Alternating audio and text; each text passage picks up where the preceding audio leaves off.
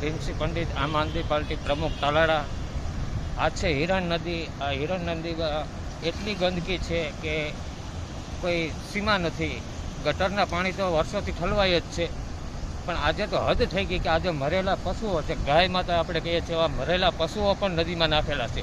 અને આ જેટલા ગામમાં પાણી પીવાય છે એ લોકોને ખાસ કહેવાનું છે કે તમે જાગો અને તાલાળા નગરપાલિકા ઉપર જરાક નજર નાખો. કેવી બેદરકારી છે નગરપાલિકાની.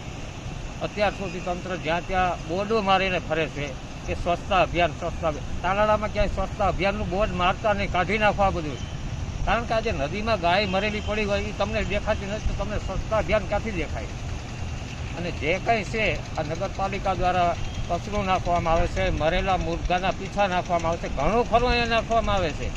જે કંઈ ગંદકીવાળો હોય સીધો નદીમાં નાખે છે. અને ઓછામાં ઓછા અહીંયા ઘૂસ્યા પછીના જેટલા ગામ આવે છે બધાય આ લોકો આ પાણી પીવામાં ઉપયોગ કરે છે. આખું વેરાવળ પાણીનો પીવામાં ઉપયોગ કરે છે. ખેડૂતોનો મોલ તો બગડે જ છે, સાથે સાથે લોકોનું જીવ જોખમમાં છે. એટલા માટે બધાને અપીલ છે કે આ નદીની સ્વચ્છતા કરાવો.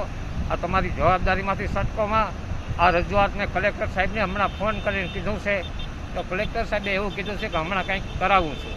હવે કલેક્ટર સાહેબ કેવા પગલાં લે આપણે જોઈએ છે. નગરપાલિકા ઉપર કલેક્ટર સાહેબ કેવા પગલાં લે એ હમણાં જોવામાં આવે.